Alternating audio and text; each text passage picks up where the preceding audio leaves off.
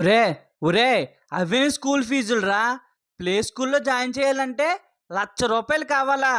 ఒరే LKG UKG కుర్రాగాళ్ళకి books కొనాలంటే 20,000 అవ్వడమేంట్రా? Engineering చదివినోళ్ళకి కూడా అంత ఫీజులు అవ్వలేదు కదరా. ఏటి నోటు బుక్స్ కూడా మీ దగ్గరే కొనాలా? ఏరా బయట కొన్న నోటు బుక్స్లో అయితే చదువు రాదా? మీ దగ్గర కొన్న రిచ్ నోటు బుక్స్లో అయితే పరిగెట్టుకుంటూ వచ్చేస్తుందేట్రా చదువు. అయినా ఒరే ఎల్కేజీ, యూకేజీ కుర్రాగాళ్ళకే టెక్స్ట్ బుక్కులేంట్రా? ఒరేయ్! మీరు ఎన్ని రకాల టెక్స్ట్ బుక్ ఇచ్చినా ఆళ్ళొచ్చి ఏం జేస్తార్రా స్కూలుకి? స్కూలుకొచ్చి పడుకుంటారు అంతే కదరా! అంతకు మించి ఎల్కేజీ, యూకేజీ కుర్రోళ్ళు ఆ వయసులో ఏం చేస్తార్రా? ఏంటి యూనిఫార్మ్ మీ దగ్గరే కొనాలా? షూసు మీ దగ్గరే కొనాలా? బెల్టు మీ దగ్గరే కొనాలా? ఒరేయ్!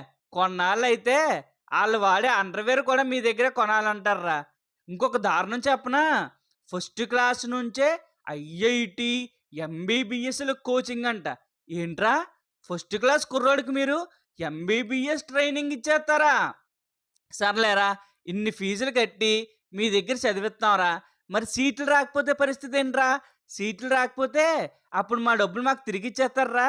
అయినా ఎల్‌కేజీ కుర్రోడికి ఐడీ కార్డ్ ఏంట్రా? ఎల్‌కేజీ కుర్రోడు ఐడీ కార్డ్‌తో ఏం చేసుకుంటాడురా? ఆడికి మళ్ళీ 2 రకాల షూసు, 2 రకాల యూనిఫార్మ్‌లు, 2 రకాల బెల్ట్‌లు. పోనీ ఇన్ని లచ్చలు పెట్టి చదివిచ్చినా ఎవడికైనా ఒక్క రూపాయి చదువొత్తందిరా? ఎవడికి అచ్చరం ముక్క రావట్లేదు. ఆ అంటే ఆ రావట్లేదు. ఈ అంటే ఊ రావట్లేదు. మరి ఎందుకురా మీకు లచ్చలు లచ్చలు కట్టడం? అయినా గవర్నమెంట్ కూడా పట్టించుకోవట్లేదు కానీరా. మరీ ఇంత దారుణమా? ఫస్ట్ క్లాసు, సెకండ్ క్లాసు చదివిచ్చాలంటేనే లక్షల్లో అవుతుంటే 10థ్ వరకు ఎళ్ళాలంటే ఉన్న ఆస్తులన్నీ అమ్ముకోవాలి కదరా! పోన్లే ఉన్న ఆస్తులు అమ్మి అన్ని చదివిచ్చినా ఆడికి 15,000 ఉద్యోగం కూడా రావట్లేదు కదరా! ఇంకెందుకురా మీ మీద లచ్చలు లచ్చలు తగలెట్టడం? ఫస్ట్ క్లాస్ కుర్రోడికి టాయిలెట్ ఏసుకొని జిప్పేసుకోవడమే సరిగ్గా రాదు. అలాంటోడికి ఐఐటీ కోచింగ్‌లంట, ఎంబీబీఎస్ కోచింగ్‌లంట. ఫస్ట్ క్లాస్ కుర్రోళ్ళకే మీరిచ్చేత్తుంటే మరి 10థ్ క్లాస్ కుర్రోళ్ళు ఐఐటీ సీట్లు కొట్టేయాలి కదరా! మీ దాంట్లో చదివినోళ్ళు ఎంతమంది ఐఐటీ సీట్లు కొట్టారు? ఎంతమంది డాక్టర్లయ్యారు? మరి ఆ లిస్ట్ కూడా పెట్టాలి కదరా మీరు.